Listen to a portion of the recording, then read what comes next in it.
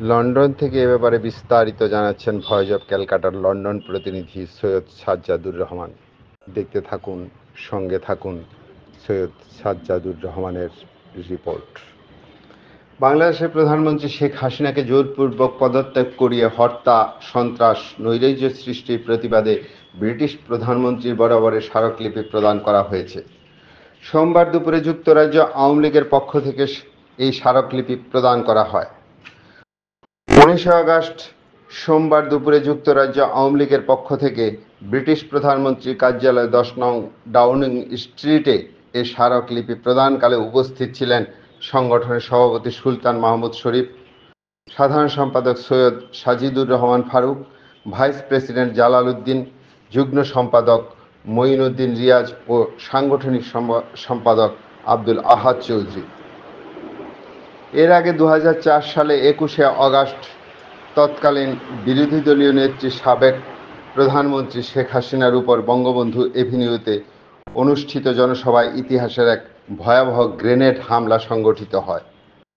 উক্ত গ্রেনেড হামলায় আওয়ামী লীগের প্রেসিডিয়াম সদস্য আইভি রহমান সহ 24 জন নেতাকর্মী নিহত হন এবং সাবেক প্রধানমন্ত্রী শেখ হাসিনা সহ অসংখ্য নেতাকর্মী আহত হন। এই নৃশংস নারকীয় ঘটনার স্মরণে প্রতি বছর 21শে আগস্ট গ্রেনেড হামলা দিবস পালন করা হয়।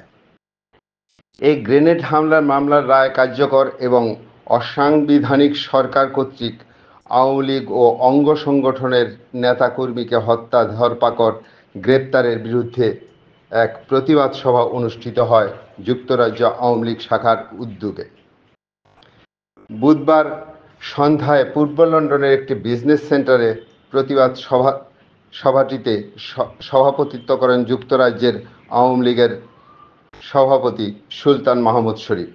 সাধারণ সম্পাদক সৈয়দ সাজিদুর রহমান ফারুকের পরিচালনায় বক্তব্য রাখেন জালাল উদ্দিন, শাহ আজিজ রহমান, হরমুজ আলী, নঈমুদ্দিন রিয়াজ, মারুফ আহমদ চৌধুরী, আব্দুল আহাদ চৌধুরী, মাসুক ইবনে আনিস প্রমুখ।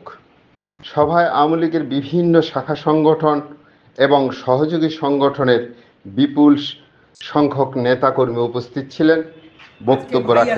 বক্তব্য রাখেন তারা সকলে। সভাপতি প্রতিবাদ এবং নিন্দা জানাচ্ছি আমাদের মাননীয় প্রধানমন্ত্রীর জন্য। অনেকে আপনারা জানেন, তারপরও বলছি, আমাদের বাংলাদেশের প্রথম আলো পত্রিকা, যেটা আমাদের পক্ষে ছিল না,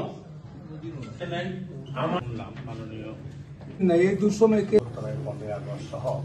ওরা বিনা দাওয়াত ইতিহাস